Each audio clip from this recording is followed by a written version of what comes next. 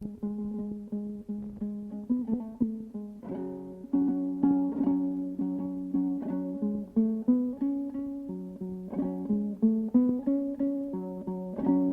қарай назарларыңды аударыңдар.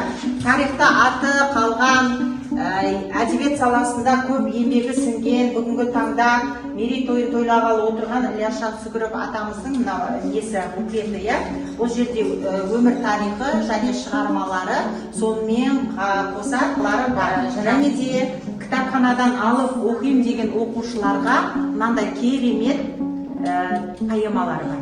Қапал уезі Ақсу болысында, қазіргі Алматы облысы Ақсу ауданында туған екен. Ілияс жас күнінен бастап ән мен күйге, өлең жырға құмар болып өседі.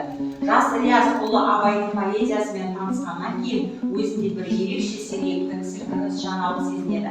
Өздеріне белгілі өткенде Ілияс Жансүгіров 1994 жылы Ақсу облысы Ақсу болысында, қазіргі Алматы облысы Ақсу ауданында туған. Ілияс жас күнінен бастап ән мен күйге, өлең жырға құмар болып келеді. Құлагері қазақтың Ілиясым, нұрға толы жүзіңмен жымиясың, сұлу сөзбен сиқырлап оқырманды, баурап алдың бірден жан дүниясын. Бала күннен өнерге ғашық болдың, ән айтып, күй шертуге асық болдың. Мағыналы мұраңа бас қойғанда, тебірендім, теңіздей тасып толдым. Жауқазындай жырларың ашып гүлін, шұғыладай сөздерің шашып нұрын.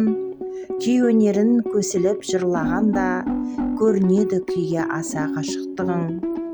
Ақсудың өзеніндей сарқылмайтын, ақынсың, ақын сенен артылмайтын. Ақындық аспанында орның бөлек, көк найза көк семсердей жарқылдайтын.